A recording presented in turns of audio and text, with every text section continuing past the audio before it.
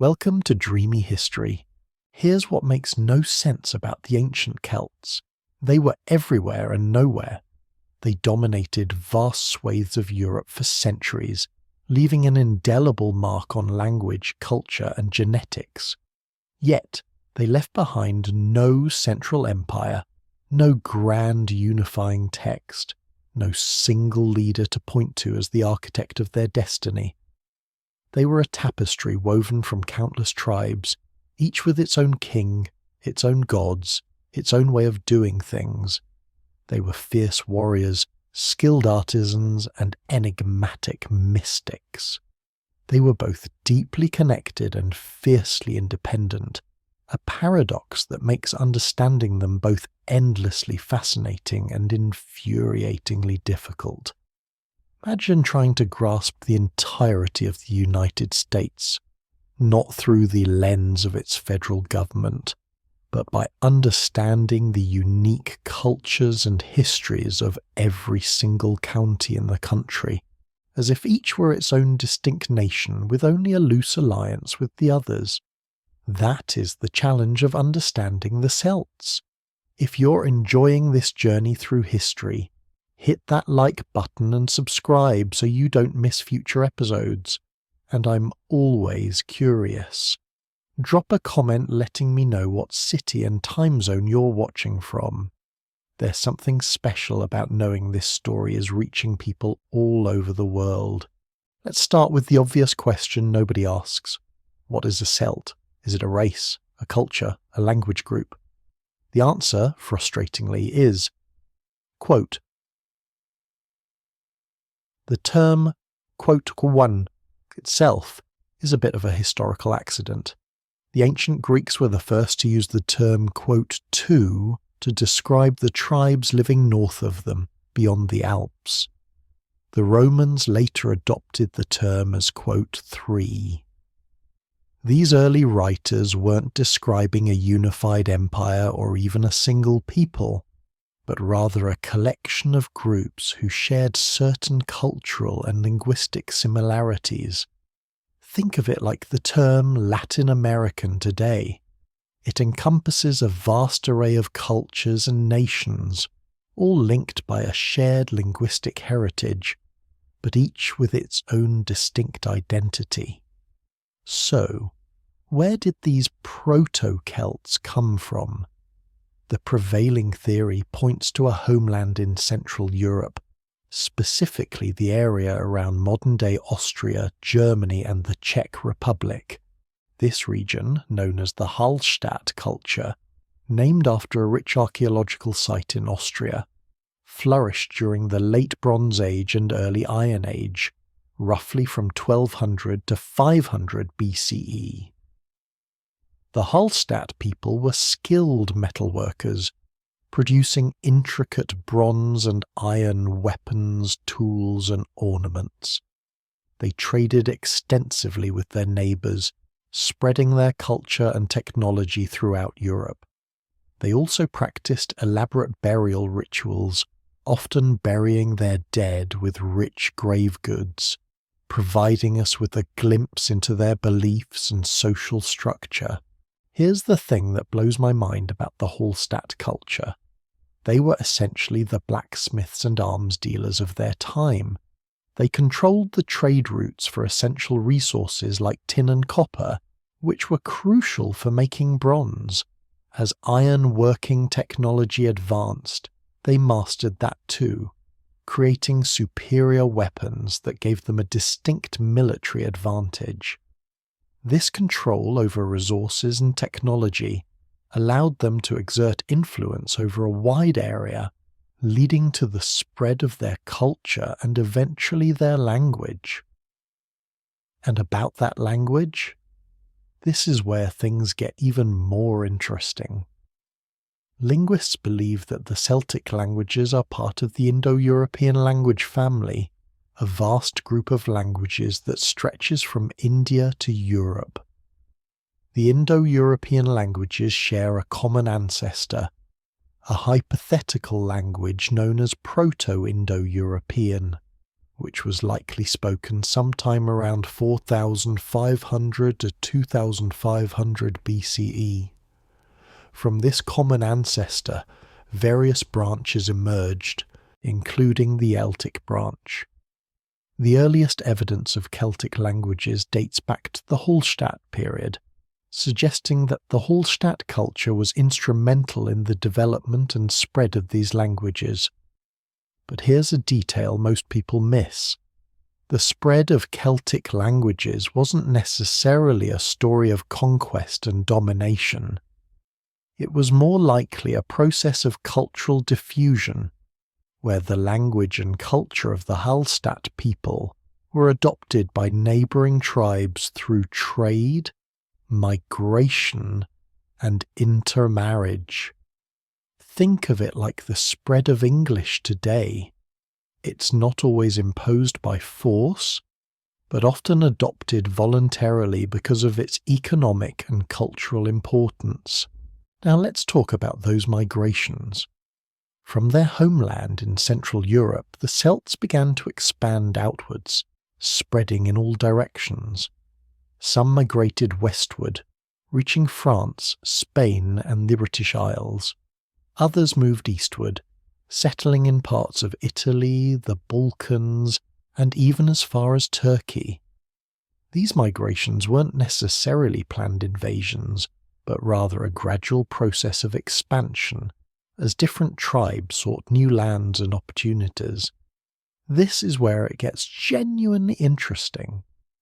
As the Celts spread throughout Europe, they encountered and interacted with a wide range of cultures. They adopted new technologies, new beliefs, and new customs. This led to the development of distinct regional Celtic cultures, each with its own unique characteristics. The Celts of Gaul, modern-day France, were known for their sophisticated social structure and their fierce resistance to Roman rule. The Celts of Britain and Ireland developed their own unique artistic traditions characterized by intricate knotwork and elaborate metalwork. The Celts of Spain, known as the Celtiberians, were renowned for their horsemanship and their skill in guerrilla warfare. Think about this for a second. You have a group of people originating from a central point, spreading out across a continent and adapting to the local environments and cultures. It's like a river branching out into countless streams, each flowing in its own direction, but all originating from the same source. But the Celts weren't just farmers and warriors, they were also skilled artisans and craftsmen.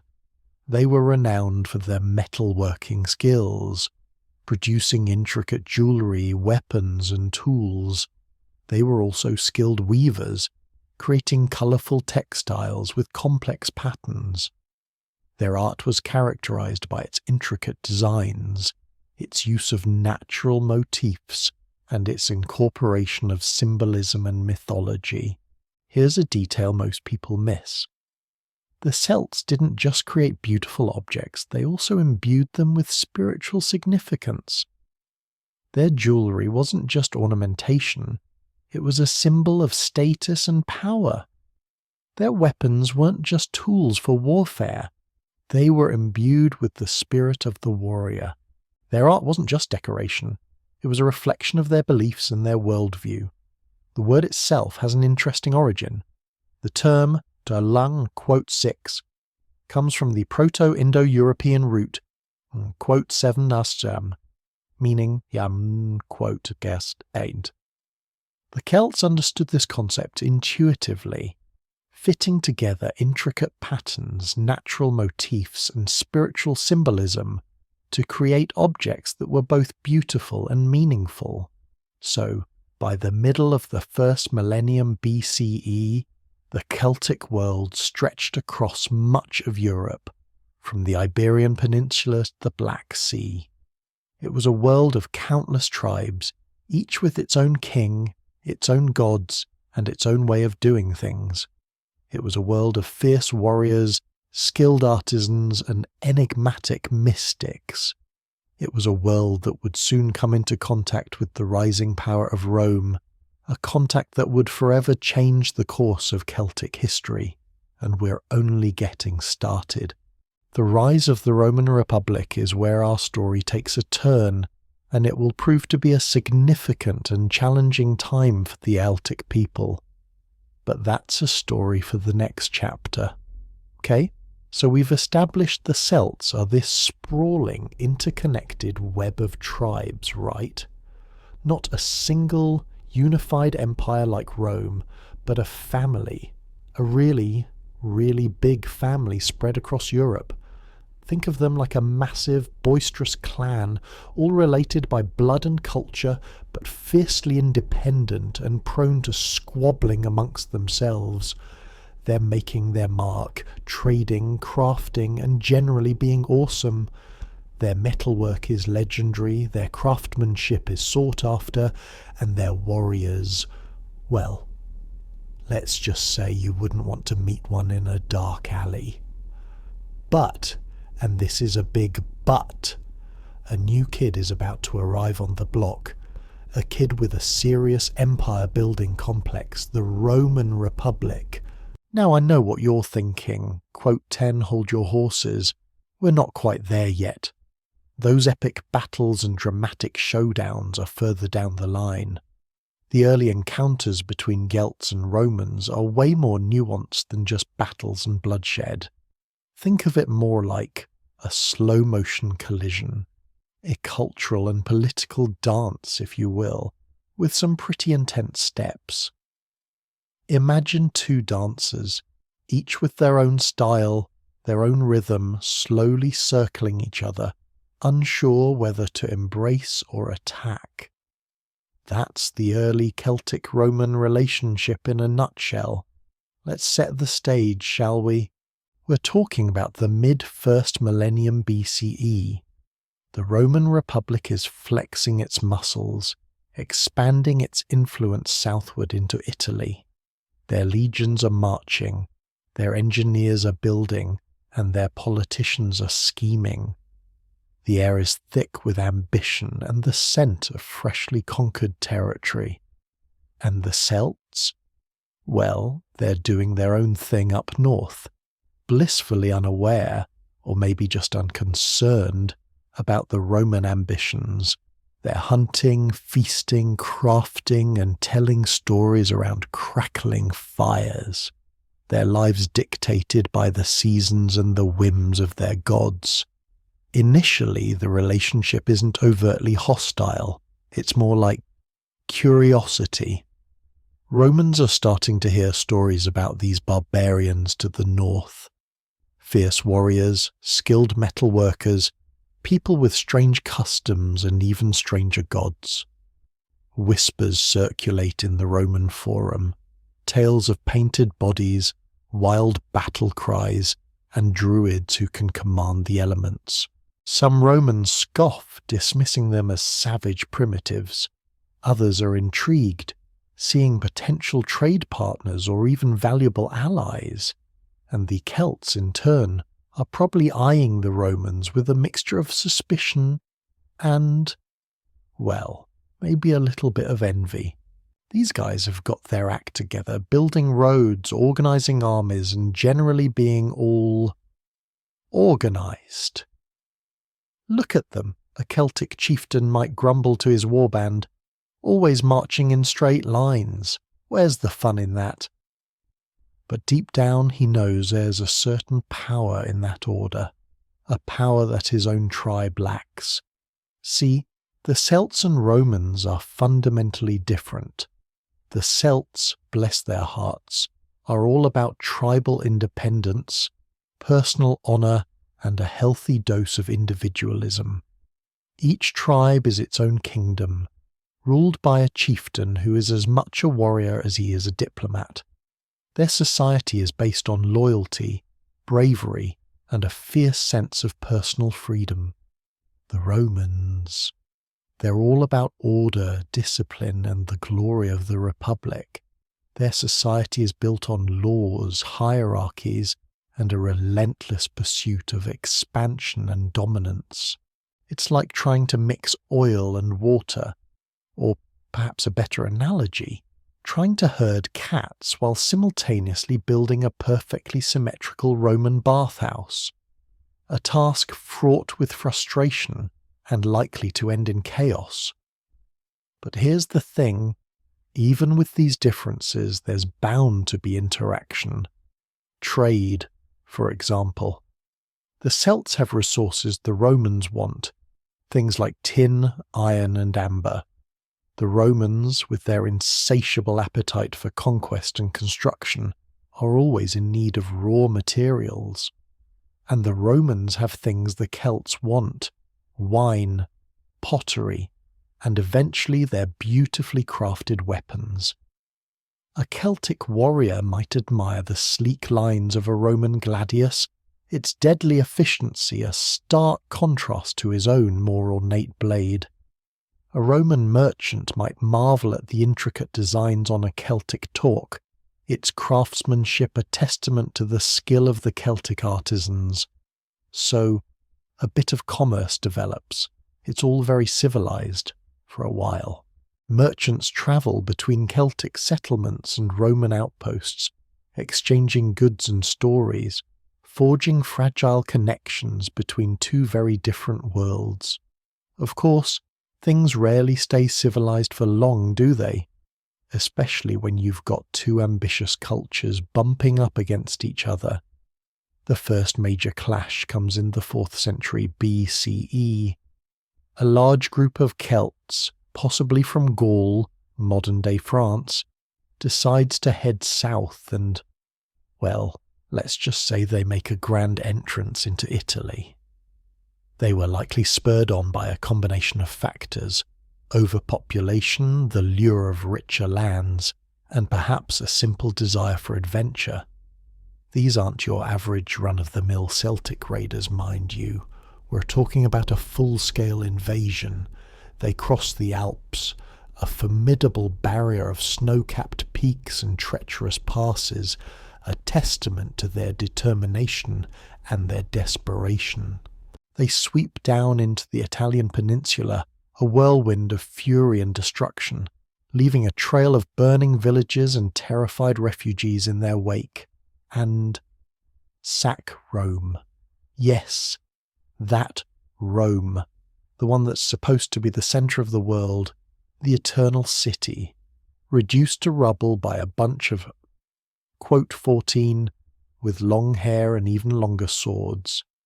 The screams of the Roman citizens echo through the streets as the Celts rampage through the city, looting and pillaging with abandon. Talk about a wake-up call. The Roman senators, huddled in their togas, can only watch in horror as their city is plundered.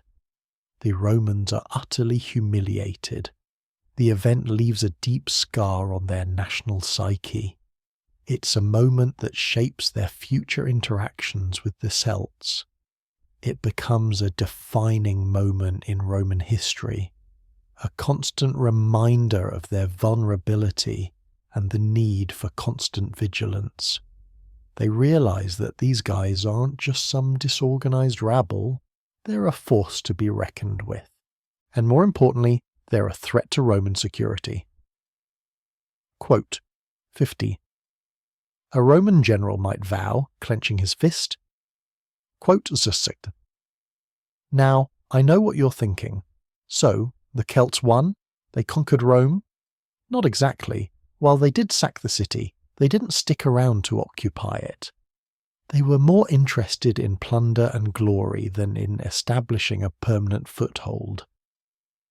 After a while, they packed up their loot and headed back north, leaving the Romans to lick their wounds and rebuild. They vanished as quickly as they appeared, leaving behind a city in ruins and a population in shock. But the damage is done. The Romans are now acutely aware of the Celtic presence in the north. They start to fortify their defences, build new roads, and generally prepare for future encounters. Walls are rebuilt, legions are strengthened, and the Roman military machine is honed to a razor-sharp edge. They also begin to adopt some of the Celts' military tactics and weaponry. They study the Celtic fighting style, their use of chariots, and their fearsome swordsmanship.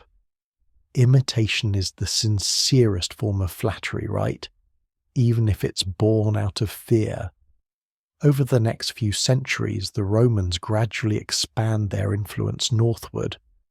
They conquer Celtic territories in Italy, pushing the Celts further and further back. They establish colonies, build fortresses, and generally try to Romanize the region. Roman laws are imposed, Roman customs are adopted, and the Celtic way of life is slowly eroded. It's a slow, grinding process, but the Romans are nothing if not persistent. And the Celts? Well, they resist. Fiercely. They launch raids, ambushes, and uprisings. They form alliances with other Celtic tribes. They do everything they can to hold on to their land and their way of life. Celtic warriors, armed with their swords and shields, fight bravely against the Roman legions, but they are ultimately outnumbered and outmatched. The Roman war machine is just too powerful. Think of it like this. The Celts are a collection of independent villages, each with its own chieftain and its own agenda. They are fiercely proud and independent, but their lack of unity makes them vulnerable. The Romans, on the other hand, are a highly organized army, marching in lockstep towards a common goal. They are disciplined, ruthless, and relentless in their pursuit of conquest. It's a classic case of divide and conquer. And the Romans are masters of the game. Now, I don't want you to think the Celts just rolled over and played dead. They were fierce warriors. We're talking about people who charged into battle naked, screaming at the top of their lungs. People who collected the heads of their enemies as trophies. People who drank wine out of human skulls. Allegedly, the historical record is a little hazy on that one. They weren't pushovers, not by a long shot. Their bravery and ferocity are legendary, and their resistance to Roman rule is a testament to their unwavering spirit. But their lack of unity is their undoing. They can't seem to get their act together long enough to mount a sustained resistance. They're too busy fighting amongst themselves to effectively challenge the Roman advance. Petty squabbles and tribal rivalries prevent them from forming a united front against the common enemy. It's a tragedy, really, a story of courage, resilience, and ultimately defeat. By the 2nd century BCE, the Romans have effectively subdued most of the Celtic tribes in Italy. They've established a firm foothold in the region, and they're now looking further north. They're eyeing Gaul, the land of the Gauls, which is basically a giant playground for Celtic tribes. Gaul is a rich and fertile land, full of resources and opportunities. Vast forests teeming with game, rolling hills perfect for agriculture, and rivers that provide vital transportation routes. And the Romans want it. Badly. Conquering Gaul would not only expand their territory, but also provide them with access to valuable resources and new trade routes. But conquering Gaul is going to be a whole different ballgame. It's a much larger and more diverse territory than Italy. And the Gauls are a much more formidable opponent than the Celtic tribes the Romans have faced so far. So, this stage is set for the next act in our Celtic drama. The Romans are on the rise, and the Celts are about to face their greatest challenge yet. The clash between these two cultures will shape the course of European history for centuries to come. And it all starts with, well, that's a story for chapter 3, isn't it? But trust me, It involves a certain Roman general with a penchant for writing really long books about himself. You might have heard of him. His name was Julius Caesar, and he was about to make life very, very interesting for the Celts of Gaul. His arrival would mark a turning point in the history of the Celts, and the events that followed would be filled with bloodshed, betrayal, and ultimately the subjugation of Gaul under Roman rule. Okay, so we've seen the Romans get their first taste of Celtic fury, and we've watched them slowly but surely start nibbling away at Celtic lands in Italy. But the real showdown, that's brewing in Gaul. And let me tell you, Gaul is a whole different ball game. Now, when I say Gaul, I'm talking about roughly modern-day France, Belgium, parts of Switzerland and Western Germany. Think of it as a patchwork quilt of different Celtic tribes, each with their own chiefs, their own customs, and their own, well, let's just say, opinions on how things should be done. Remember that whole disunity thing we talked about? Yeah, it's alive and well in Gaul. Which, spoiler alert, is going to be a huge problem when the Romans come knocking. But before we get to the Roman legions marching across the Alps, let's paint a picture of what Gaulish society was like. Because it's way more complex and interesting than just a bunch of wild barbarians running around with swords. Although, to be fair, there was some of that too. Imagine rolling hills, dense forests and fertile plains. Think small villages and fortified hilltop settlements called oppida. These oppida weren't just forts. They were centres of trade, craft production and political power. Picture bustling marketplaces filled with merchants hawking everything from pottery and metalwork to grain and livestock. The Gauls were skilled artisans, especially when it came to metal. They produced beautifully crafted weapons, jewellery and tools, and they were shrewd traders, exchanging goods with other Celtic tribes, as well as with the Romans and other Mediterranean cultures. I always think it's funny how the Romans both looked down on them and simultaneously wanted their stuff. Human nature, right? Socially, Gaulish society was structured kind of like a pyramid. At the top you had the aristocracy, the chiefs, the warriors, the landowners. These guys were the movers and shakers, the ones who made the decisions and led the tribes in war. Below them were the free people, farmers, artisans, merchants. These were the backbone of Gaulish society, the ones who kept the economy humming and provided the manpower for the armies, and at the bottom you had slaves. Slavery was a common practice in the ancient world, and Gaul was no exception. Slaves performed a variety of tasks, from agricultural labour to domestic service. But here's where things get really interesting. The druids. The druids. These guys were the intellectual and spiritual leaders of Celtic society. They were priests, judges, teachers, historians, and poets all rolled into one. They were the keepers of Celtic knowledge and tradition, and they played a crucial role in maintaining social order. We don't know everything about the druids. They were notoriously secretive and didn't write anything down. But we do know that they were incredibly powerful and influential figures. Think of them as the Celtic version of Jedi Masters, but with more mistletoe and less lightsabers.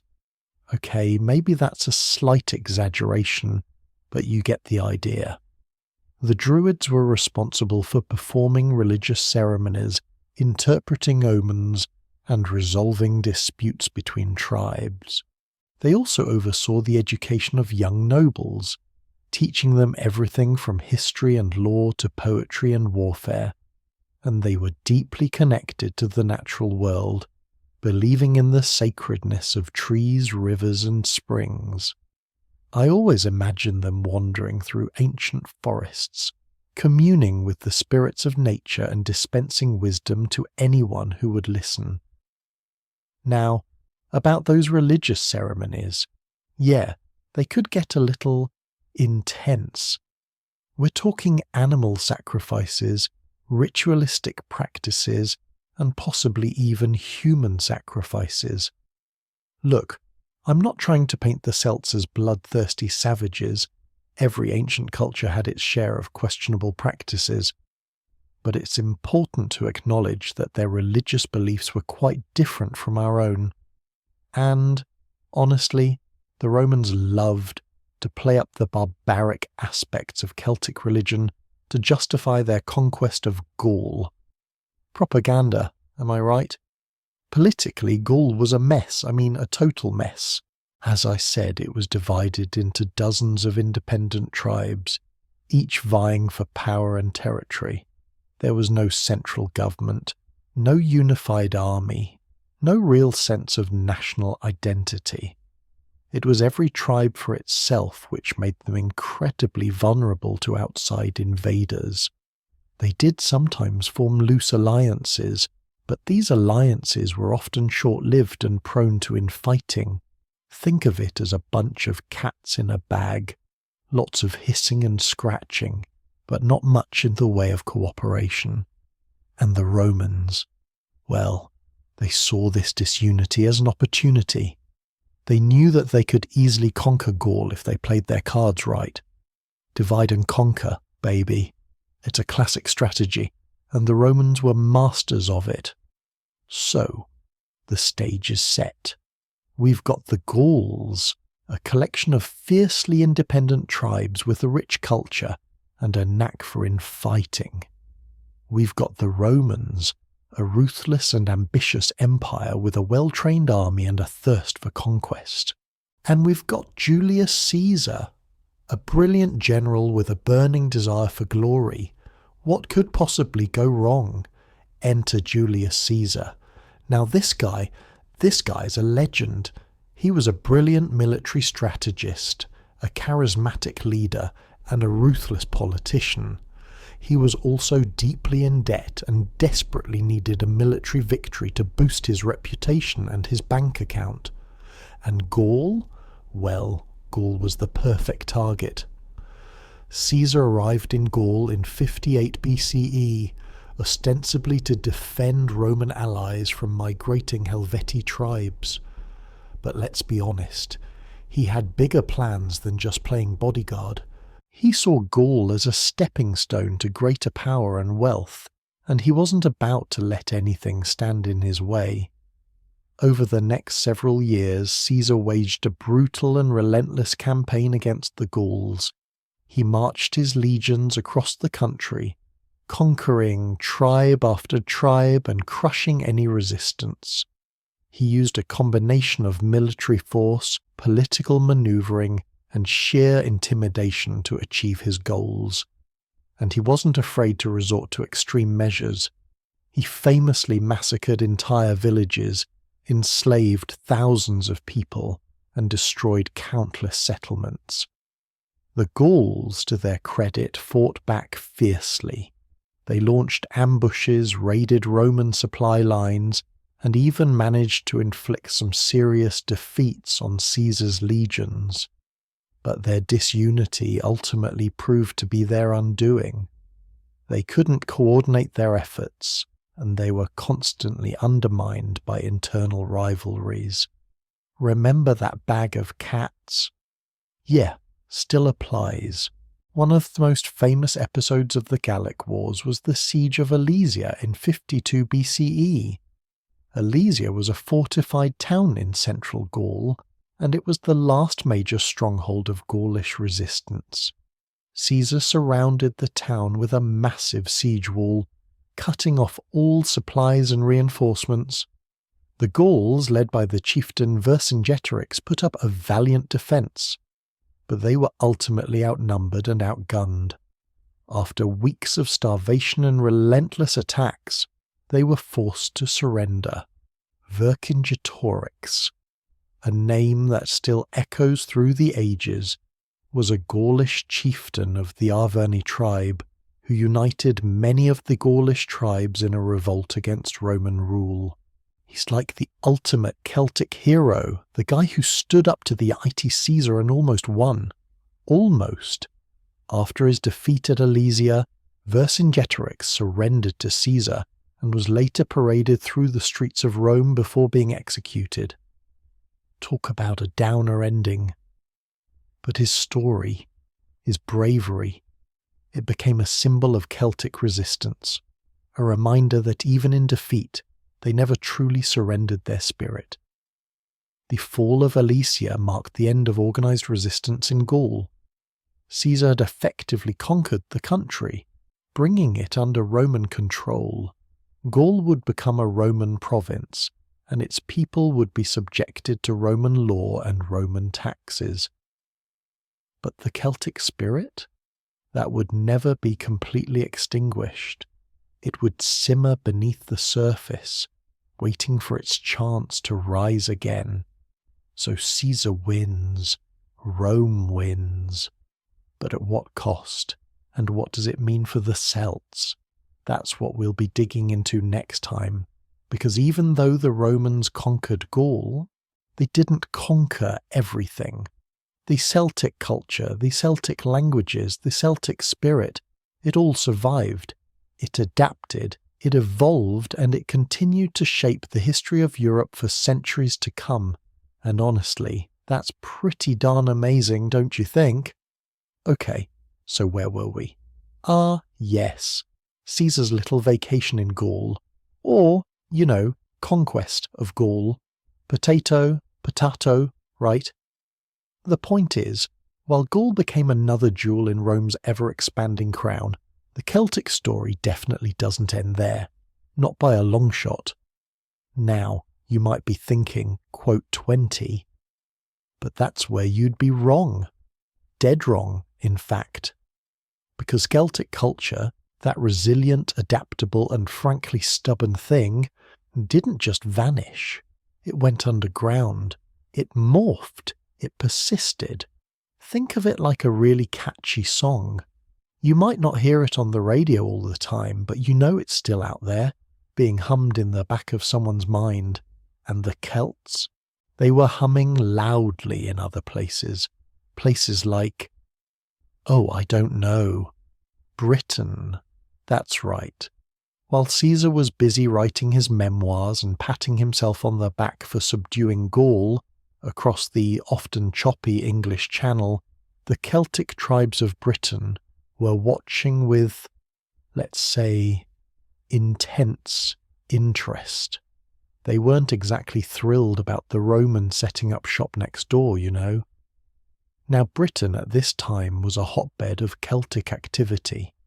We're talking about a patchwork of tribes, each with their own kings, their own customs, and their own, well, let's just say, opinions on how things should be run. Sound familiar? Just like Gaul. And just like Gaul, this disunity would prove to be both their strength and their weakness. These British Celts were a hardy bunch. They were skilled farmers, fierce warriors, and, just like their continental cousins, masters of metalworking. We're talking intricate bronze work, beautiful gold torques, neck rings, and weapons that were frankly terrifying. Imagine facing down a Celtic warrior with a longsword and a painted face, screaming a battle cry that would curdle your blood. Yeah, not a fun day at the office. But before we get too deep into the nitty-gritty of Roman-British Celtic relations, let's talk about what made these British Celts tick. We know they spoke a Celtic language, specifically a branch of the Brythonic language family, which is related to modern Welsh and Breton. They worshipped a pantheon of gods and goddesses, many of whom were similar to those found in Gaul, though with their own local twists. Think of it like different regional dialects of the same religious language. And of course they had druids. Ah, the druids!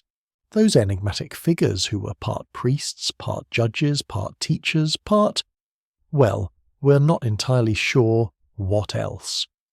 They were the keepers of knowledge, the mediators between the human and the divine, and according to some Roman accounts, practitioners of some rather unsettling rituals. Human sacrifice. Maybe, maybe not. The Romans, you see, weren't exactly unbiased observers. They had a vested interest in painting the Celts as barbaric and uncivilized. Makes it easier to justify conquering them, doesn't it? But back to Britain. Caesar, never one to miss an opportunity for a bit of glory, or, plunder, decided to take a peek across the Channel in 55 and 54 BCE. He claimed these were reconnaissance missions just to see what was what. But let's be honest, he was probably sizing up the place for a future invasion. Lots of potential for Roman villas here, and those tin mines look promising. These reconnaissance missions weren't exactly a walk in the park for Caesar. He faced stiff resistance from the British tribes, who weren't exactly thrilled to have uninvited guests tromping round their land. The Romans managed to win a few battles, but they didn't establish any lasting control. Caesar packed up his legions and went back to Gaul, leaving the British Celts to their own devices for a while. Fast forward almost a century. Things have been relatively quiet on the Roman-British front. The Romans are busy consolidating their power in Gaul, and the British Celts are busy, being British Celts, trading with the continent, warring with each other, and generally living their lives.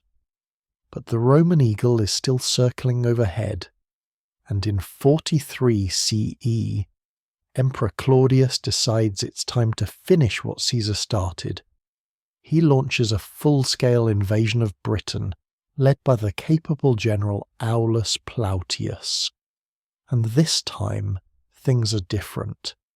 The Romans come in force, with well-trained legions, superior equipment, and a burning desire to add Britain to the Roman Empire. They quickly establish a foothold in the south and begin pushing inland, encountering fierce resistance from various Celtic tribes. One of the most famous of these resistance leaders is Boudica, queen of the Iceni tribe in what is now East Anglia. Boudica was a force to be reckoned with. When the Romans mistreated her and her daughters after her husband's death, she didn't just sit back and take it.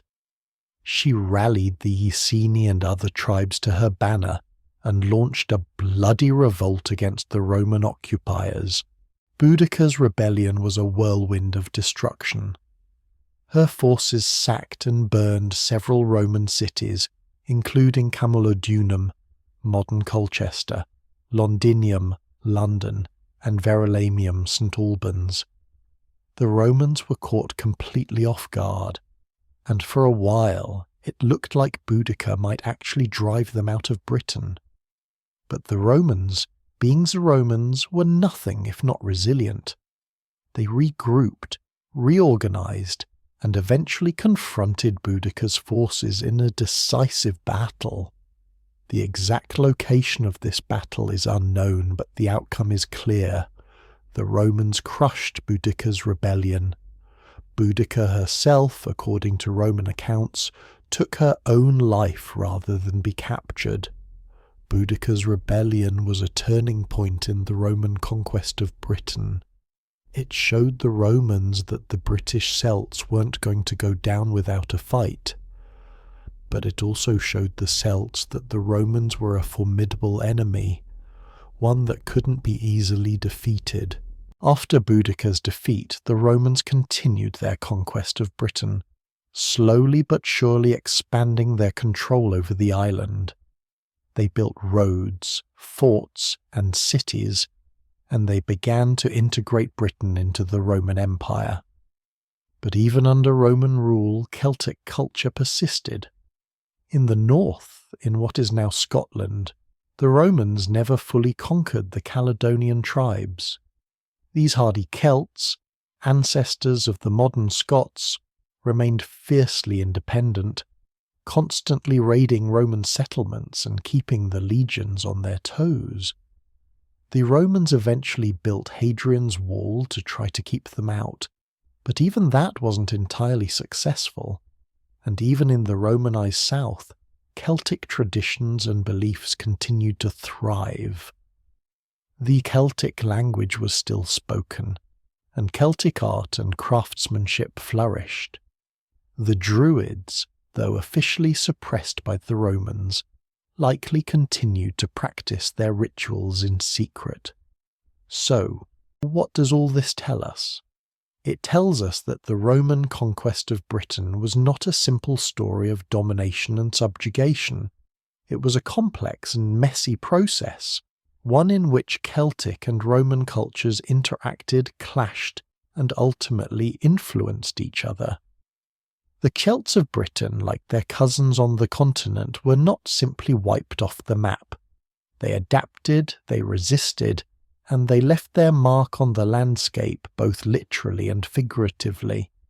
Their legacy can still be seen today in the languages, the place names, and the cultural traditions of Britain. And that, my friends, is a story worth telling, because it's a story of resilience, of cultural survival, and of the enduring power of the Celtic spirit. And trust me, we're just scratching the surface here. There's so much more to explore, so many more stories to uncover, so stick around, because next time we're diving even deeper into the fascinating world of the Celts. Maybe we'll even talk about Ireland. Ooh, the possibilities. Okay, so where were we? Ah yes, Boudica's rebellion had been crushed, and Britannia was slowly but surely becoming another jewel in Rome's imperial crown. But hold on a minute, because the story definitely doesn't end there. Not by a long shot. We've seen the big battles, the clash of empires, but what about the everyday lives of the Celts under Roman rule? What happens when your world is turned upside down, but your heart still beats to the rhythm of your ancestors? That's what we're diving into now. Think about it. The Romans, masters of organization and infrastructure, are now in charge. They're building roads, straight as an arrow, unlike the winding Celtic tracks, and forts, and bathhouses. Oh, those bathhouses! They're introducing Roman law, Roman customs, and of course, Roman taxes. And let's not forget the Latin language, slowly seeping into the Celtic tongues. It's a whole new world, folks, and the Celts are having to navigate it. Now, some Celts, particularly the elites, saw opportunity in Roman rule. They started adopting Roman customs, wearing Roman clothes, togas anyone, and even learning to speak Latin fluently. They wanted to integrate, to climb the social ladder, to be part of the in crowd. You can't really blame them. Power attracts, doesn't it? Think of it like this. Imagine a small town getting absorbed by a big city. Some folks will embrace the change, open new businesses, and try to become city slickers. Others, well, they'll cling to their traditions like ivy on an old oak tree. And that's exactly what happened with many Celts. They might have paid their taxes to Rome, grudgingly I imagine, but they kept their own beliefs, their own stories, and their own ways of life alive. They continued to farm their lands, to craft their beautiful metalwork, and to tell their tales around the fire at night. They might have spoken Latin in the marketplace, but at home it was still good old Celtic. It's like having two languages, one for the outside world and one for your heart. But here's where it gets really interesting, because cultures never stay separate, do they? They mix, they mingle, they influence each other. It's like throwing different colours into a paint pot. You end up with something new, something unique, and that's exactly what happened in the Celtic lands under Roman rule. We call it Romanization, but it wasn't a one-way street. The Celts weren't just passively absorbing Roman culture, they were also shaping it, adding their own flavour to the mix. Think about religion, for example. The Romans had their gods, like Jupiter and Mars. The Celts had theirs, like Taranis, the thunder god, and Epona, the horse goddess. What happens when these two pantheons collide?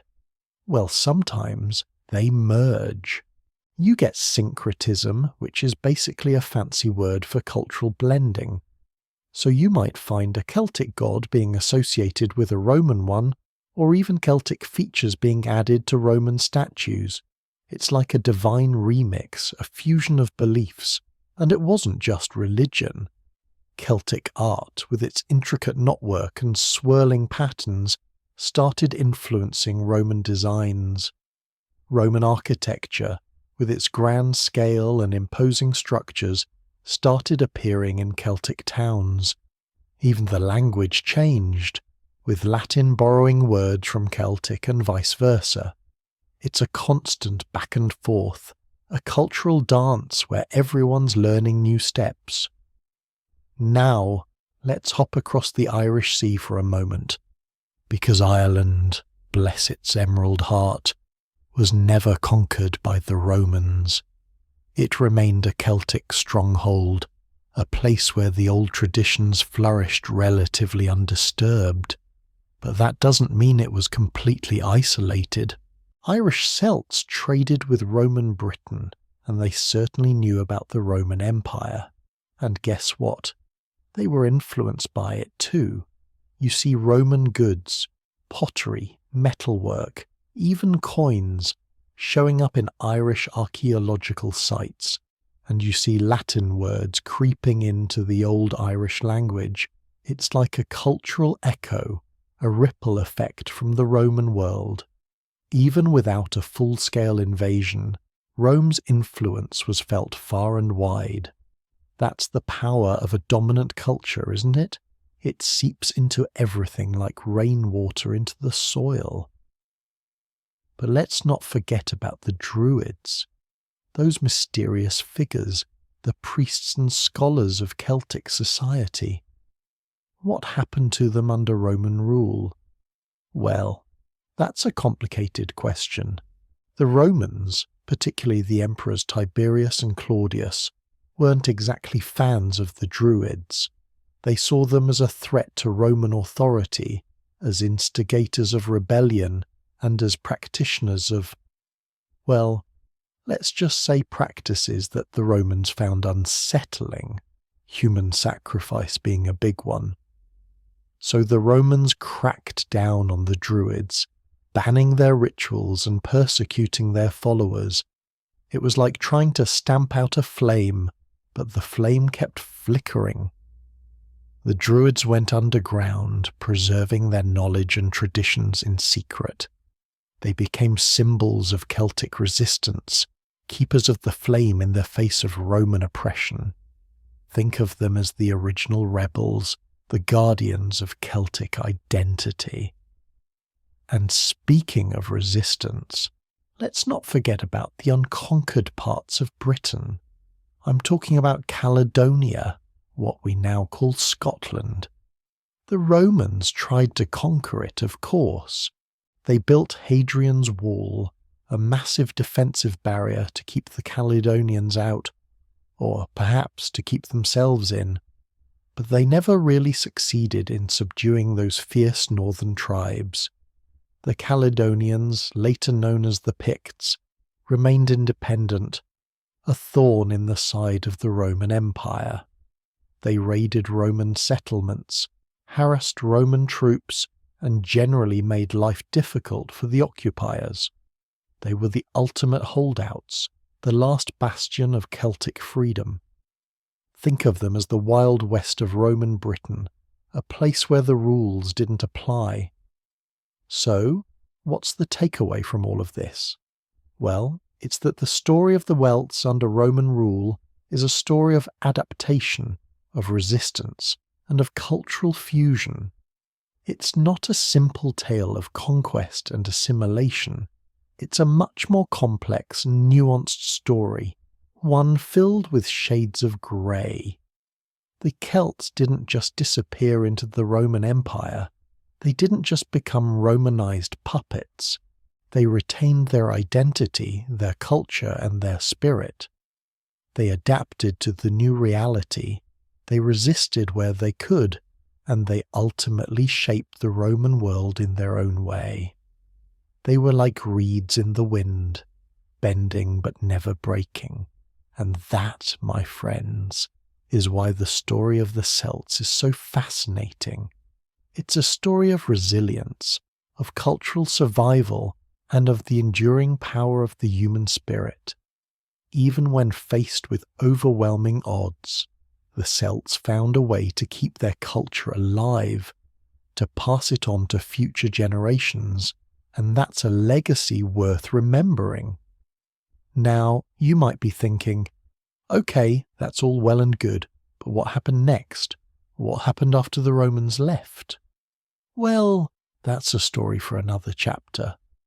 Because the departure of the Romans didn't mean the end of the Celts. Far from it. It just meant the beginning of a new chapter in their long and fascinating history. And trust me, it's a chapter you won't want to miss. Because as the Roman Empire crumbled, the Celtic world began to re-emerge, to reclaim its own identity. New kingdoms rose, old traditions were revived, and the Celtic spirit continued to burn brightly. It's like a phoenix rising from the ashes, a testament to the enduring power of a people who refused to be conquered. The story of the Celts is far from over, my friends. In many ways, it's just beginning. And I, for one, can't wait to see what happens next. Okay, so where were we? Yes. The long shadow of Rome falling across the Celtic world. We've seen Gaul, Britain, and even whispers of influence reaching Ireland. But what happens when the seemingly unstoppable force stops? What happens when that shadow begins to flicker and fade? That, my friends, is where things get really interesting. Think of it like watching a play where the villain, so imposing and powerful, suddenly starts to stumble, giving the underdogs a chance to rise. Because let's be honest, empires aren't exactly known for their staying power, are they? They rise, they conquer, they build roads. Lots and lots of roads. Seriously, they were obsessed. And then they crumble. It's a law of history, almost as reliable as gravity. And when Rome starts to crumble, well, the Celts are still there. They're still breathing, still remembering, still telling stories around the fire. And those stories, those memories, they're about to become incredibly important. They're the seeds that will sprout when the Roman sun sets. Now, I'm not saying the Celts were just sitting around twiddling their thumbs, waiting for the Roman Empire to collapse. No way. Life under Roman rule, even after the initial shock of conquest, was complicated. Imagine trying to navigate a world where your traditions are subtly, or not so subtly, discouraged, and a new culture is constantly being pushed upon you. You've got some Celts who wholeheartedly embrace Roman culture. They learn Latin, they wear togas, or at least something resembling togas. Comfort is key, people. They build Roman-style villas, complete with mosaic floors and heated baths, and they even join the Roman army. Think of it as, upward mobility, a chance to climb the social ladder, get ahead in the world. a young Celtic man, perhaps named Brennus, though he'd probably Romanize it to Brennisius, might see the legion as a path to glory, a way to earn respect and wealth. He might tell himself he's doing it for his family to secure their future. Quote 26. He might whisper to his younger brother. Quote 27. But deep down, a part of him might feel a pang of guilt, a sense of betrayal towards his ancestors. But then you've got another group, the ones who cling fiercely to their Celtic identity. They might pay their taxes to Rome, grudgingly I imagine, with much muttering under their breath. But they're still speaking their own language, a melodic tongue filled with ancient words and powerful rhythms. They're worshipping their own gods, often in secret or under the guise of Roman deities. Clever, right? A statue of Minerva might have a hidden carving of the Celtic goddess Brigid on the back. They're passing down their traditions to the next generation, telling stories of heroes and gods around crackling fires, stories that whisper of a time before the eagles flew overhead. These are the folks keeping the flame alive, the embers glowing beneath the ash. And believe me, those embers are ready to be fanned. Old Maeve, the village storyteller, would gather the children around her hearth. Remember, she'd say, her voice raspy with age. Quote 29. And let's not forget about Ireland. Safe from the legions, a land shrouded in mist and legend, but not untouched by Roman influence. Trade, ideas, even the occasional Roman runaway, a disgraced soldier seeking refuge, a merchant looking for new markets. They all found their way to the Emerald Isle. Imagine a Roman merchant, Flavius, landing on the shores of Ireland, his ship laden with goods. He's greeted with suspicion by the locals, their eyes wary. He offers them trinkets, Roman coins, and promises of trade. Slowly, cautiously, a relationship begins to form.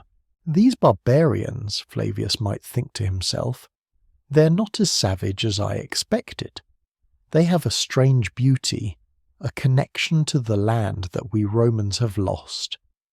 So, while Ireland never experienced the direct boot of Roman occupation, it certainly wasn't living in a vacuum. And this indirect contact, this slow drip of Roman culture, actually helps to shape and solidify Irish Celtic identity. Because sometimes it's the things you don't have that define who you are, you know? It's like looking in a mirror and seeing not your own reflection, but the reflection of what you are not. So, the Roman Empire starts to weaken. Barbarian tribes are knocking at the door, and sometimes kicking it right off its hinges. Resources are stretched thin. Political infighting becomes the national sport. You know, the usual empire stuff. Senators are plotting against emperors, generals are vying for power, and the coffers are running dry. The once mighty legions are now stretched thin, defending borders that seem to be constantly shrinking. And as Rome's grip loosens, the Celts start to, well, reassert themselves. It's like watching a tightly coiled spring slowly unwind. In Gaul, which is now basically France, you see the emergence of new identities. The old tribal boundaries, the ones that Caesar exploited so brilliantly, begin to blur. People start thinking of themselves less as this tribe, or that tribe, and more as Gauls. A sense of shared identity, forged in the crucible of Roman rule, begins to emerge. And as the Roman administration pulls back, these Gauls, often Romanized Gauls, step into the power vacuum. They form new kingdoms, often blending Roman and Celtic traditions. Think of it as a cultural remix, a fusion of old and new. They build churches, but they also remember the sacred groves. They speak Latin, but they also keep the Celtic languages alive. It's a fascinating hybrid. It's the birth of something new, something that is neither purely Roman nor purely Celtic, but a unique blend of both. Bishop Germanus of Auxerre, a Romanized Gaul, might find himself leading a Christian procession through a town square, while in the shadows, old druids whisper ancient prayers to the spirits of the land. It's a world of contrasts, a world in transition. Britain is a bit more chaotic. The Romans pull out, leaving behind a power vacuum that's quickly filled by, well, everyone. The Picts from the north are raiding, their faces painted with woad, their war cries echoing through the valleys. The Saxons, Angles, and Jutes from across the sea are invading, their longships landing on the shores, their axes glinting in the sun. And the remaining Celts, now known as the Britons, are desperately trying to hold on to what they have. This is where the legends of King Arthur start to take shape, by the way. Whether Arthur was a real person or a composite of several Celtic warlords, he represents that struggle, that desperate attempt to resist the invaders and preserve Celtic Britain. It's a story of courage, of loss, and of the enduring power of myth. Imagine Arthur, a young warrior rallying his troops before a battle, his voice ringing with defiance. Quote, 34. He'd shout, "But we will not yield. We will defend our land, our families, our heritage, for we are Britons and we will not be conquered." Now, let's swing back to Ireland, because Ireland's story during this period is crucial. While Britain is descending into chaos, Ireland is, well, relatively stable. The lack of Roman occupation meant that Celtic traditions remained strong. The Brehon laws, the ancient system of justice, continued to govern the land. The bards continued to sing their songs of heroes and gods. And as Britain crumbles, Ireland becomes a refuge for Celtic scholars, artists, and priests. They bring with them their knowledge, their skills, and their stories. They carry with them the precious manuscripts, the illuminated gospels, the ancient poems. And this influx of talent helps to transform Ireland into a centre of Celtic learning and culture. Think of it like this. Britain was the library that was burned to the ground, its knowledge scattered to the winds. Ireland became the archive, the place where the books were copied, preserved, and passed on to future generations. And those books, those stories, they would eventually make their way back to Britain, carried by missionaries and scholars, helping to rekindle the Celtic flame. It's a testament to the enduring power of knowledge, the ability of culture to survive even the darkest of times. And it's not just about preserving the old ways. Ireland during this period is also incredibly innovative. The Irish developed their own unique style of art, characterized by intricate knotwork and elaborate illuminated manuscripts, masterpieces of artistry that still inspire awe today. They create a sophisticated legal system known as the Brehon laws, a system based on fairness, compensation, and the preservation of social harmony. And they become renowned for their scholarship, establishing monasteries that become centres of learning, attracting students from all over Europe. Imagine a young scholar, Columbanus, leaving Ireland to establish a monastery in Gaul, bringing with him the light of Irish learning to a continent shrouded in darkness. Ireland, in a way, becomes the new Gaul, the new centre of Celtic culture. This period, from the decline of the Roman Empire to the rise of the early medieval kingdoms, is a pivotal moment in Celtic history. It's a time of transition, of adaptation, and of resilience. The Celts, scattered and fragmented, are forced to reinvent themselves. They blend with new cultures, they adopt new religions, and they forge new identities. But through it all, they retain a core of Celtic identity, a sense of connection to their past, and a determination to survive. And that, my friends, is the key to understanding the Celts. They weren't just a bunch of fierce warriors who were conquered by Rome.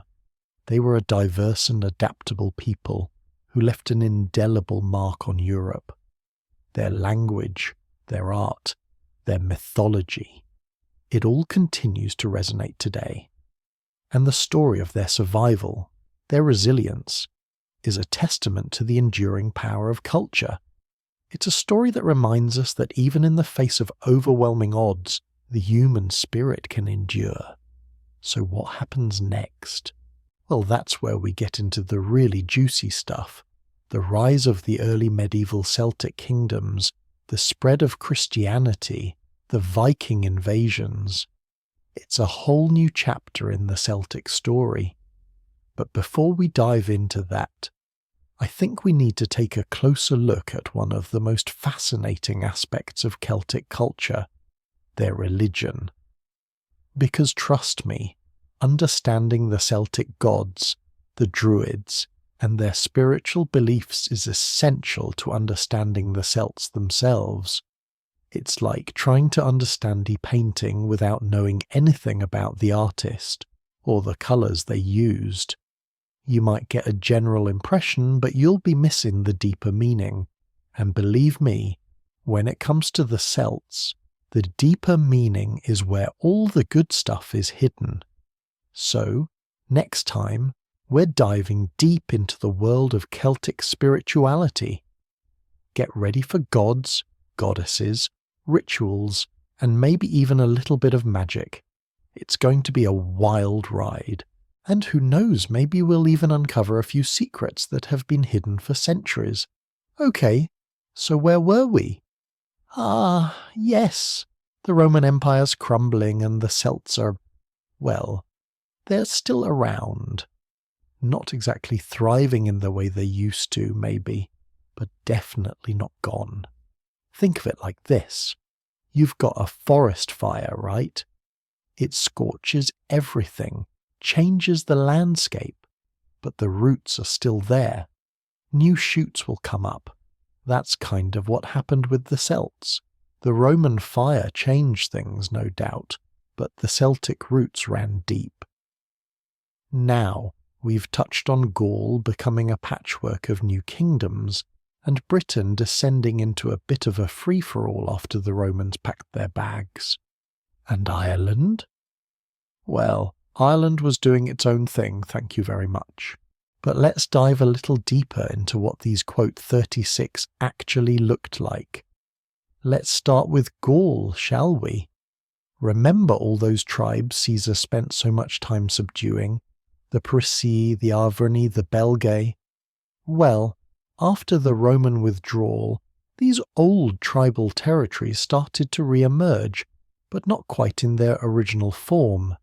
They were different now, influenced by centuries of Roman rule. Think of it like making a stew. You start with individual ingredients, carrots, potatoes, beef. But after it simmers for a while, they all blend together, and you get something new. That's what happened in Gaul. Roman administration, Roman law, Roman roads. All of that left its mark. So, what we see are these Gallo-Roman kingdoms popping up. They're ruled by chieftains, sometimes claiming descent from old Celtic royal lines, but they're also using Roman titles and administrative structures. They're speaking a language that's evolving from vulgar Latin, the everyday Latin spoken by the Roman soldiers and administrators, which will eventually become Old French. They're building churches, but they're also still telling old Celtic myths around the fire at night. It's a fascinating blend, a real cultural melting pot. One of the most prominent of these groups were the Franks. Now, The Franks weren't technically Celts. They were a Germanic tribe, but they moved into Gaul and eventually conquered much of it. And guess what? They too got influenced by the Gallo-Roman culture. They adopted Christianity, they used Roman administrative techniques, and they even started speaking a Romance language, Old French. In a weird way, the Franks became more Celtic by conquering Gaul. Isn't that ironic? But don't think the old Celtic ways just vanished. Oh no, they were simmering beneath the surface. Think of the Arthurian legends, for example. These stories, which would become so important to the medieval imagination, are thought to have their roots in the resistance of the Romano-British Celts against the Anglo-Saxon invaders. King Arthur, if he existed at all, and that's a big quote, 37 quote, was likely a war leader trying to preserve some semblance of Celtic or Romano-British culture in the face of the Anglo-Saxon onslaught. He's a symbol of that enduring Celtic spirit, that refusal to be completely wiped out. And speaking of Britain, things were complicated. The Romans left, and a power vacuum ensued. The Picts from the north started raiding, the Anglo-Saxons started migrating, and the Romano-British Celts were caught in the middle. It was a chaotic time, a period of constant warfare and shifting alliances. Remember Hadrian's Wall? Well, it wasn't doing much good anymore. The Anglo-Saxons gradually gained more and more territory, pushing the Celts further west into Wales, Cornwall and Brittany in modern-day France. These regions became strongholds of Celtic culture, preserving the old languages, traditions and beliefs. Think of Wales, for instance. It's still a Celtic nation, with its own language, its own culture and its own distinct identity. That's a testament to the resilience of the Celtic people. Now, let's hop over to Ireland. Ireland, as we know, never got the full Roman treatment, and because of that, it became a kind of refuge for Celtic culture. While the rest of Europe was being Romanized or Germanized, Ireland was busy developing its own unique brand of Celtic civilization.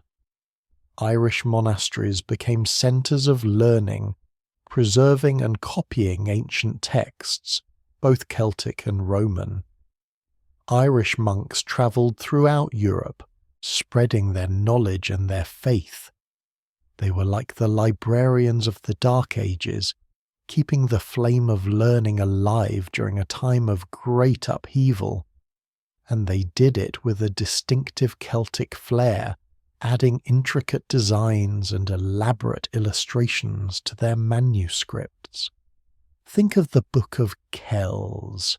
That's a prime example of the incredible artistic achievements of the Irish monks. But Ireland wasn't just a passive preserver of old traditions. It was also an innovator. Irish scholars developed new forms of literature, new styles of art, and new interpretations of Christian theology. They took the old Celtic traditions and blended them with the new Christian beliefs, creating something truly unique. They kept the stories alive, morphing them, adding to them. That's how cultures survive. They adapt, they evolve. So where does that leave us? Well, the Celts weren't conquered, they weren't eradicated, and they certainly weren't forgotten. They adapted, they migrated, they evolved. They became part of the fabric of Europe, influencing everything from language and culture to art and religion, and their legacy lives on today. Think of the Celtic languages still spoken in Wales, Ireland, Scotland, Brittany and Cornwall. Think of the Celtic music with its haunting melodies and its driving rhythms. Think of the Celtic art with its intricate knotwork and its stylized animals. The Celts may not be ruling empires anymore, but they're still here. They're in the stories we tell, the songs we sing, and the art we create. But what about their religion? We haven't really delved into that, have we? We mentioned the druids, those mysterious figures who seem to hold so much power and influence. But what did they actually believe? What were their rituals? What was their worldview? Well, that's a tough question to answer, because the Celts didn't leave behind a written record of their beliefs. They were an oral culture, passing down their knowledge and their traditions through stories, songs, and poems. So, we have to rely on archaeological evidence, Roman accounts, which were often biased, and later medieval texts to piece together a picture of Celtic religion. And what a picture it is! It's a world filled with gods and goddesses, spirits and demons, magic and mystery. The Celts saw the world as being alive, filled with sacred places and powerful forces. They believed in the interconnectedness of all things, the importance of nature, and the power of the human spirit. They worshipped a pantheon of gods and goddesses, each with their own unique attributes and responsibilities. There was Taranis, the god of thunder, Isis, the god of trees, Teutates, the tribal protector, and there were goddesses like Brigid, the goddess of fire, poetry and healing, and Morrigan, the goddess of war and fate. These gods and goddesses weren't seen as distant or aloof. They were active participants in the world, intervening in human affairs and shaping the course of history. The Celts believed that they could communicate with these deities through prayer, sacrifice, and ritual. And that brings us back to the druids. The druids were the priests, the teachers, and the judges of Celtic society. They were the keepers of the sacred knowledge, the interpreters of the divine will, and the mediators between the human and the spiritual realms. They played a crucial role in Celtic society, guiding the people, resolving disputes, and performing religious ceremonies. Now, there's a lot of mystery surrounding the druids. The Roman writers, like Caesar and Tacitus, portrayed them as barbaric and superstitious, accusing them of practicing human sacrifice and engaging in other unsavory activities. But it's important to remember that these accounts were written by the enemies of the Celts, and they were likely exaggerated for propaganda purposes. The truth is, we don't really know what the druids were really like. We have fragments of information, tantalizing glimpses into their world, but no definitive answers. Were they wise and learned philosophers, as some accounts suggest? Or were they bloodthirsty fanatics, as others claim? The answer most likely lies somewhere in between.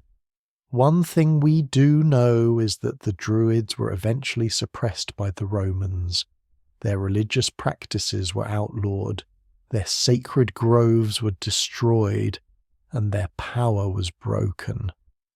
But even then, the spirit of Druidism didn't completely disappear. It went underground, surviving in secret societies and folk traditions. And in recent years, there's been a resurgence of interest in Druidism, as people seek to reconnect with the ancient Celtic wisdom and the natural world. So, the Celts. They were warriors, they were artists, they were poets, and they were believers.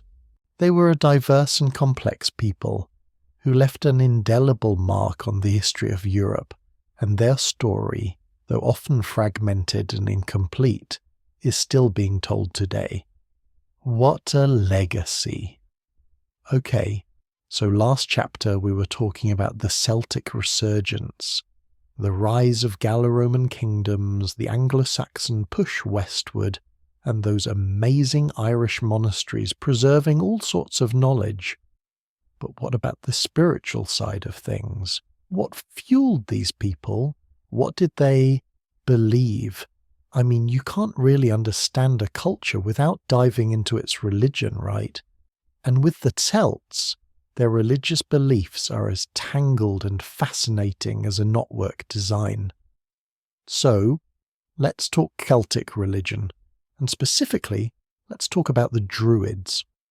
Now, when you think druids, what comes to mind? Probably guys in white robes hanging out at Stonehenge, right? Well, that image, while romantic, is only scratching the surface. The druids were way more than just priests. They were the intellectual elite of Celtic society. Think of them as a combination of priests, judges, teachers, philosophers, historians, and even doctors. They were the keepers of knowledge, the interpreters of the divine, and let's be honest, probably the most powerful members of their communities. But here's the tricky thing. We don't have a Celtic Bible or a Druidic textbook to tell us exactly what they believed. Most of what we know comes from Roman writers, guys like Julius Caesar, Pliny the Elder, and Tacitus. And, well, let's just say they weren't exactly unbiased observers. They were Romans. They had their own agenda, their own way of seeing the world, and they were often looking to justify their conquest of Celtic lands.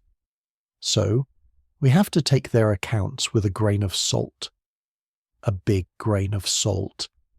Caesar, for example, tells us that the Druids believed in reincarnation, that the soul was immortal and simply moved on to another body after death. This, he claimed, made the Celts fearless in battle, because they weren't afraid of dying. Makes sense, right?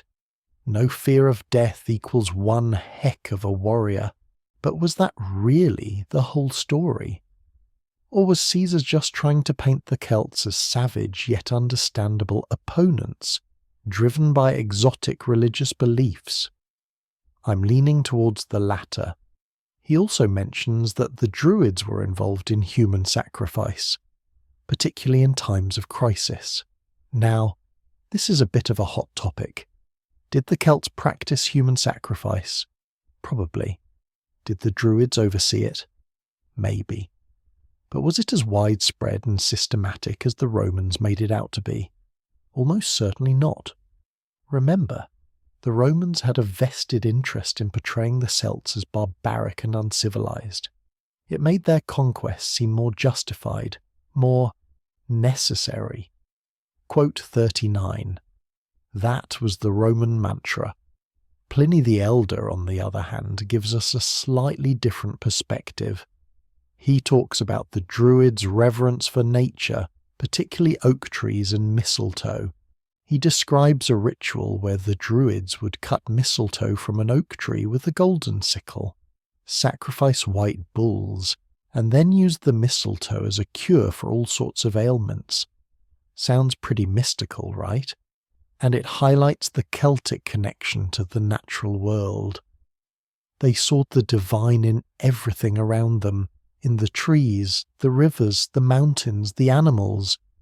Everything was interconnected. Everything was sacred. Tacitus, writing about the Roman invasion of Britain, paints a picture of the Druids as fierce resistors of Roman rule. He describes them gathering on the shores of Mona, Anglesey, cursing the Roman soldiers and inciting the Celtic warriors to fight back. This shows us the Druids' political power. They weren't just religious figures. They were leaders, advisors, and instigators. They had a huge influence on Celtic society, and they weren't afraid to use it. So what can we piece together from these fragmented accounts? Well, it seems clear that the Druids were a powerful and influential group who played a key role in Celtic society. They were deeply connected to the natural world. They believed in some form of afterlife, and they were fiercely protective of their culture and traditions. But beyond that, much remains a mystery. One thing we do know is that the Druids relied heavily on oral tradition. They didn't write anything down. All their knowledge, their laws, their histories, their religious beliefs were passed down through generations by word of mouth. This is one of the reasons why it's so hard to reconstruct their beliefs today.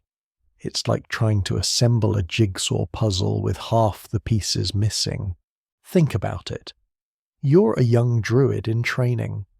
You spend years, maybe even decades, memorizing poems, stories, and rituals. You learn about the different gods and goddesses, the cycles of nature, the laws of the land. You learn to interpret omens, to heal the sick, to advise the king. It's a long and arduous process, but by the end of it, you're a walking encyclopedia of Celtic knowledge. And then the Romans arrive, and suddenly everything changes. The Romans, with their written laws, their organized religion, and their centralized government, saw the Druids as a threat. They actively suppressed Druidism, outlawing their practices and persecuting their followers. Some Druids fled to remote areas, like Ireland, where they could continue their traditions in secret. Others were forced to convert to Roman religions. The power and influence of the Druids began to wane. But even though the Druids themselves faded from the historical record, their legacy lived on. Many of their beliefs and practices were absorbed into other traditions, both Celtic and Christian. The Celtic reverence for nature, for example, can still be seen in modern paganism, and the stories and legends that the Druids preserved continue to inspire artists, writers, and musicians to this day. Now, let's talk about those gods and goddesses, shall we? Because Celtic religion wasn't just about the Druids, it was also about a whole pantheon of deities, each with their own unique powers and personalities, and trying to get a handle on them is like trying to herd cats. Unlike the Roman or Greek gods, who were relatively standardized across their empires, the Celtic gods were much more localized. Each tribe or region had its own version of the same basic deities, with different names, different attributes, and different stories. It's like everyone's playing the same game but with slightly different rules. We know some of the names: Taranis, the god of thunder; Tutates, the tribal protector; Esus, the enigmatic god of trees; and Cernunnos, the horned god of nature and fertility, often depicted with antlers and a torque. There's also Brigid, a powerful goddess associated with fire, poetry, and healing, who was later adopted as a saint in the Christian tradition. And don't forget the Morrigan, the fearsome goddess of war and fate, often appearing as a raven. But here's the thing. We don't know exactly what these gods meant to the Celts. We can guess based on their attributes and the stories that have survived, but we can never be entirely sure. Were they seen as benevolent protectors, or as capricious and demanding overlords? Were they worshipped with elaborate rituals and sacrifices, or with simple offerings and prayers? We just don't know. What we do know is that the Celts saw the gods as being intimately involved in their lives. They believed that the gods could influence everything from the weather to the outcome of battles. They sought their favour through offerings and prayers, and they tried to avoid their wrath by following their laws and customs. And speaking of rituals, let's get back to that tricky topic of human sacrifice for a moment.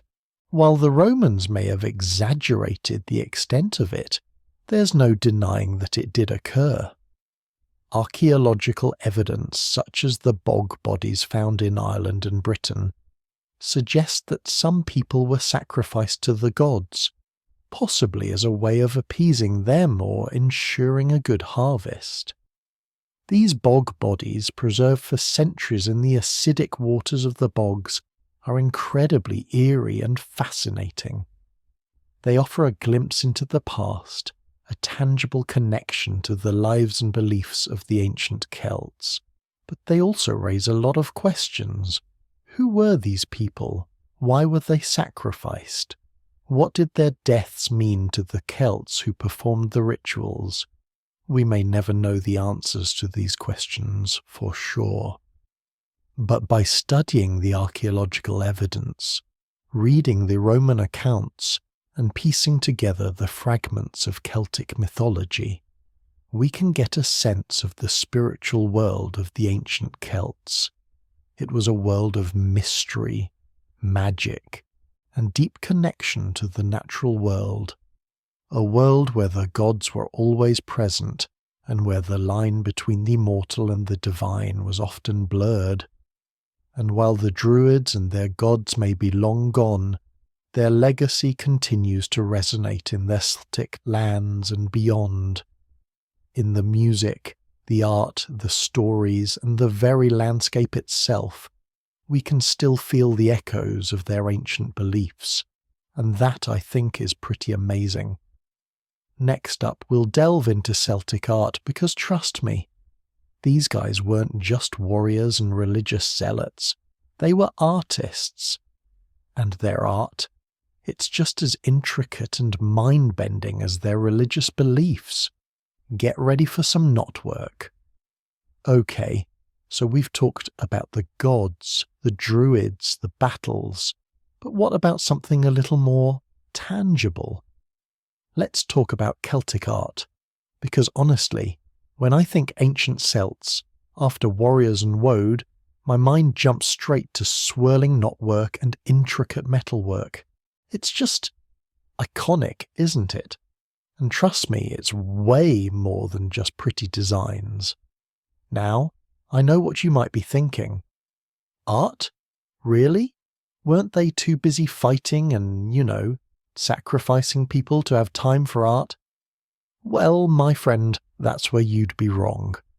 Art wasn't just something they did in their spare time, assuming they had spare time between raiding villages and brewing mead. It was woven, quite literally in some cases, into the very fabric of their lives. Think of it as a reflection of their beliefs, their world view, their entire being poured out into physical form. We're talking about a culture that saw the world as interconnected, fluid, and constantly in motion, and their art reflects that perfectly. So where do we even begin? Well, let's start with something almost universally associated with Celtic art. Knotwork.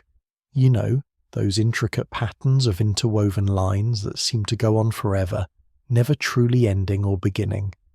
Yeah, those bad boys. Now, what's the deal with all these knots? I mean, they're gorgeous, sure, but what do they mean? That's the million-dollar question, isn't it? And honestly, there's no single definitive answer. But that's part of what makes it so fascinating.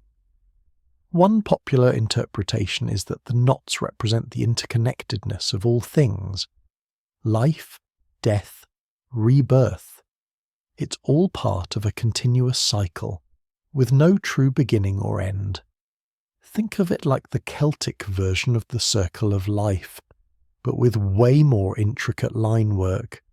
It's a visual representation of their cyclical view of time, a concept pretty central to their whole worldview. Another theory is that the knots served as protective symbols. Imagine a warrior heading into battle, his shield emblazoned with knotwork. It's not just decoration, it's a charm, a ward against harm, a visual prayer for protection. The unending nature of the knots could symbolize eternity, offering a sense of invincibility. Pretty cool, right? And let's not forget the spiritual aspect. Some scholars believe that the knots represent the pathways to the otherworld, that mysterious realm of spirits and deities that was so important to the Celts. By contemplating the intricate patterns, One might be able to connect with the divine, gain wisdom, or even travel to the otherworld in their mind's eye. Basically, it's like a visual meditation. Whatever the specific meaning, one thing is clear. Knotwork was deeply symbolic and held immense significance for the Celts. It wasn't just decoration. It was a powerful form of communication, a way to express their beliefs and connect with the world around them. But hold on, because knotwork is just the tip of the iceberg. We haven't even talked about spirals yet. Spirals are another ubiquitous motif in Celtic art, and they're just as fascinating as the knots. Think of a nautilus shell, or the swirling of water down a drain. That's the essence of a spiral. And for the Celts, the spiral represented growth, expansion, and the journey of life. It's like a visual metaphor for personal development, always moving forward, always evolving. A single spiral might represent the sun, or the individual's journey through life. A double spiral could symbolize the balance between opposing forces, like light and dark, male and female, or the physical and spiritual realms. And a triple spiral, that's where things get really interesting. The triple spiral, also known as the Triskel, or Triskelion, is one of the most iconic and mysterious symbols in Celtic art. You've probably seen it before, 3 interconnected spirals emanating from a central point. But what does it mean? Again, there's no single definitive answer, but there are plenty of compelling theories. Some believe it represents the 3 realms of existence, the land, the sea, and the sky. Others see it as a symbol of the past, present, and future. Still others associate it with the Celtic goddess Brigid, who was associated with healing, poetry, and smithcraft. 3 things the Celts clearly valued. Personally, I like to think of the triple spiral as a symbol of potential. It represents the idea that everything is in constant motion, constantly evolving, and that there are always new possibilities on the horizon. It's a reminder to embrace change, to stay curious, and to never stop growing. But Celtic art isn't just about abstract symbols. They were also masters of depicting animals, both real and mythical. And let me tell you, these weren't just cute little doodles. These were powerful symbolic representations of the creatures that shared their world. Think about the boar, for example. The boar was a symbol of strength, courage, and ferocity. Warriors often wore boar-shaped helmets or carried shields adorned with boar imagery to invoke the animal's power. It was like saying, "I'm as tough and fearless as a wild boar, so don't mess with me." Then there's the stag, a creature associated with the forest, the hunt, or the otherworld. The stag was often seen as a guide, leading souls to the afterlife. It was also a symbol of fertility, regeneration, and the cyclical nature of life. Basically, it was the Celtic equivalent of a wise old sage with antlers. And let's not forget the birds. Birds were seen as messengers between the human and divine realms. They could fly between worlds, carrying prayers to the gods and bringing back wisdom and guidance. Different birds had different associations. The raven, for instance, was often associated with war and death, while the swan symbolized purity and grace. But the Celts didn't just depict real animals. They also created fantastical creatures, like the dragon and the griffin, which embodied different aspects of the natural world and the human psyche. These mythical beasts were often used to guard sacred sites or to represent the power of the otherworld. Now, where did all this amazing art go? You weren't thinking they were just doodling in the dirt, were you? While the Celts certainly worked with wood and other perishable materials, which sadly haven't survived the ravages of time, they were particularly skilled metal workers. We're talking about intricate jewellery, elaborate weapons, and stunning ceremonial objects, all crafted with incredible skill and attention to detail. Think about the torque, for example. The torque was a rigid neck ring, usually made of gold or silver, that was worn by warriors and nobles as a symbol of status and power. These weren't just simple bands of metal. They were often adorned with intricate knotwork, animal motifs, and other symbolic designs. One of the most famous examples is the Snettisham torque, a massive gold torque discovered in Norfolk, England. It's a masterpiece of Celtic metalwork, with its complex knotwork and its sheer size and weight. Wearing something like that would definitely make a statement. And let's not forget the La Tène style, a distinctive form of Celtic art that flourished during the Iron Age. This style is characterized by its flowing lines, stylized animal motifs, and abstract geometric patterns. You see it everywhere, on weapons, jewellery, pottery, and even on chariots. The Battersea shield, discovered in the River Thames, is a prime example of La Tène artistry. It's a bronze shield adorned with intricate swirling designs and stylized animal heads. It's not just a weapon, it's a work of art. And it's a testament to the Celts' skill in metalworking and their love of intricate design. Okay, so we've talked about knotwork, spirals, animals, and metalwork. But what does it all mean? What does Celtic art tell us about the people who created it? Well, for starters, it tells us that they were incredibly skilled artisans. They had a deep understanding of materials and techniques, and they were able to create objects of stunning beauty and complexity. But more than that, it tells us that they had a rich and complex spiritual life.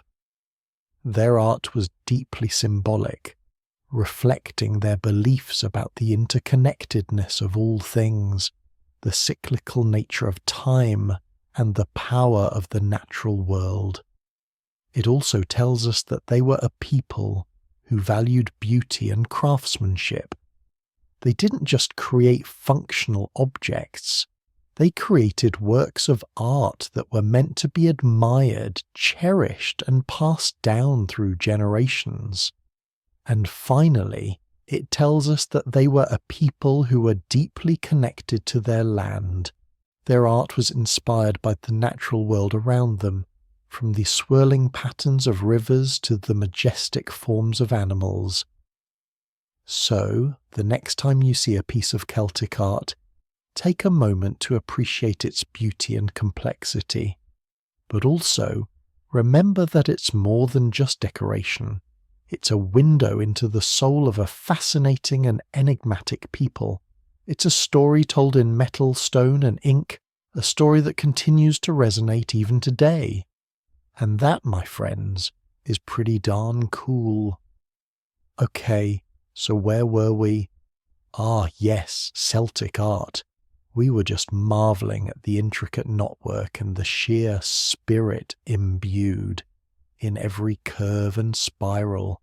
But let's be honest, art doesn't exist in a vacuum, does it?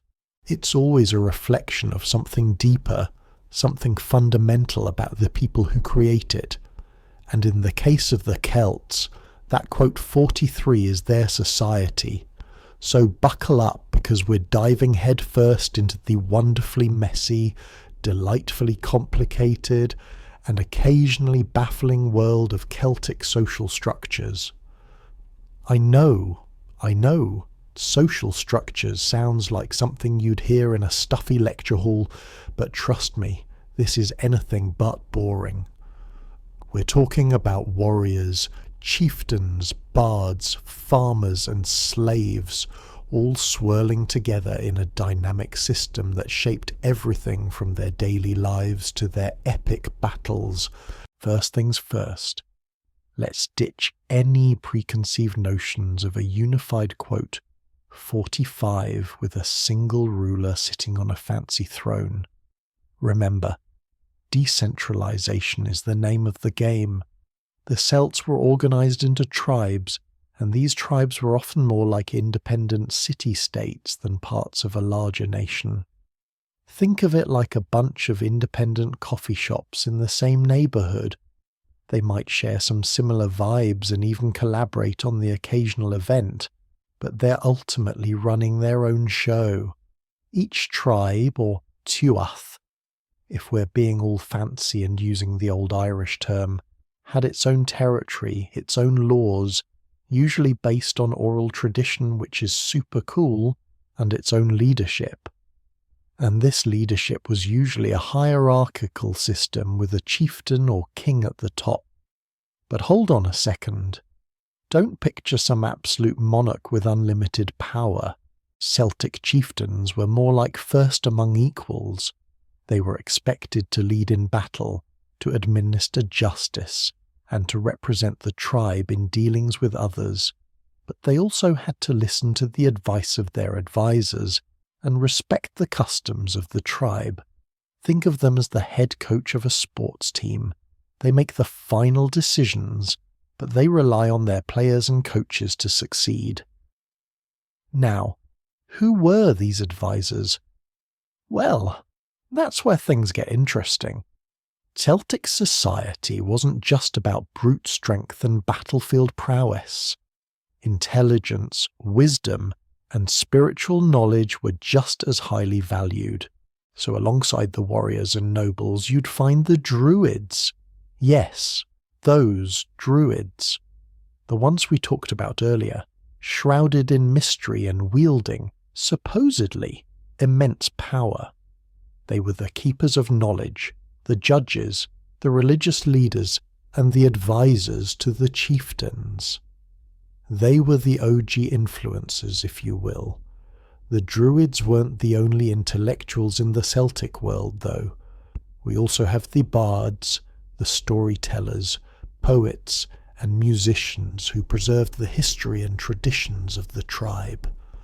They were like walking, talking encyclopedias, and their words had the power to inspire, to entertain, and even to incite rebellion.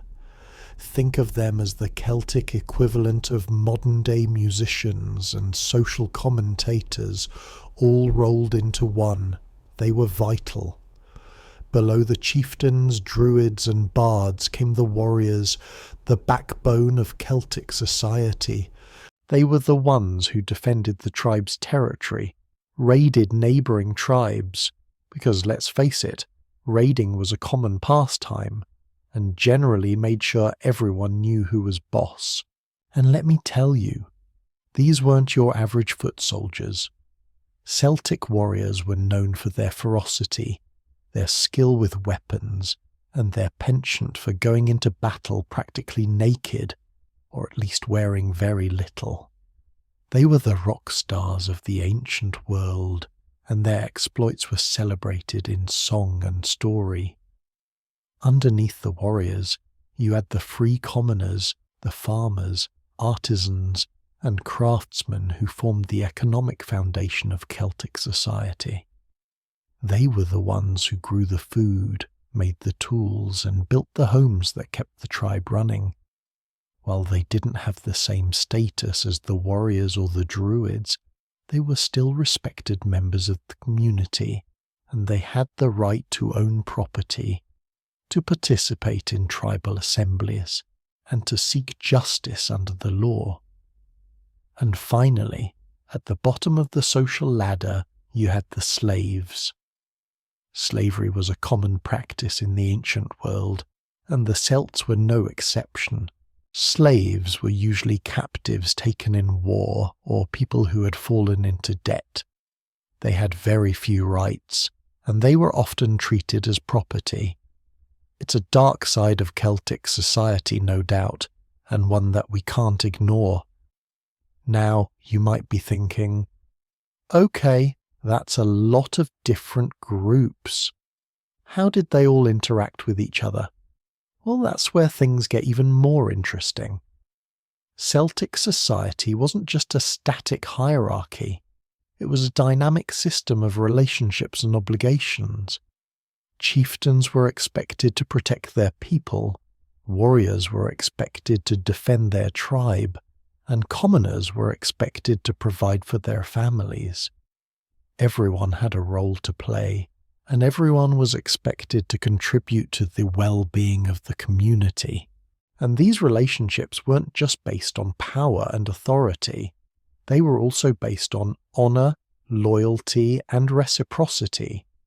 Celtic warriors swore oaths of loyalty to their chieftains, and chieftains were expected to reward their loyal followers with gifts and privileges.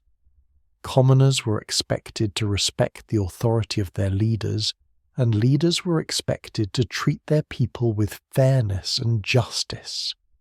It was a complex system of checks and balances, designed to ensure that everyone was treated with respect and that the tribe as a whole prospered. Of course, this system wasn't perfect. There were always power struggles, rivalries, and conflicts. But the Celts had ways of resolving these disputes, usually through mediation, arbitration, or even trial by combat. The goal was always to restore harmony and maintain the stability of the tribe. And that brings us to another important aspect of Celtic society, the importance of law. The Celts didn't have written laws like the Romans did. Instead, they relied on oral tradition, passed down from generation to generation by the druids and the bards. These oral laws covered everything from property rights to marriage customs to criminal offences. And while they might seem a bit archaic to us today, they were surprisingly sophisticated and nuanced. For example, Celtic law recognized different types of offences, ranging from minor insults to serious crimes like murder, and the punishments varied accordingly, from fines and compensation to exile and even execution. But the goal wasn't just to punish the offender, it was also to restore balance and harmony to the community. So, often the focus was on restitution, making the victim whole again, or compensating their family for their loss. And speaking of family, let's talk about the role of women in Celtic society.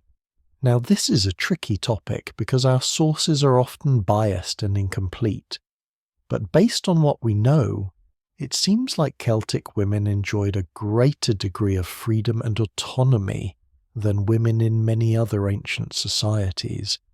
They could own property, they could divorce their husbands, and they could even hold positions of power and authority. We've already talked about Boudica, the warrior queen who led a rebellion against the Romans in Britain. And there are other examples of powerful Celtic women in mythology and history, from Queen Maeve of Connaught to the druidess Fedelm. Now, that's not to say that Celtic society was a feminist utopia. Women still faced many challenges and limitations, but they were certainly not passive objects, and they played an active and important role in Celtic life. They were warriors, priestesses, healers, and mothers, and their contributions were essential to the survival and prosperity of the tribe. So, there you have it, a whirlwind tour of Celtic social structures. It's a complex and fascinating world, full of warriors, druids, bards, farmers, and slaves, all interacting with each other in a dynamic system of relationships and obligations.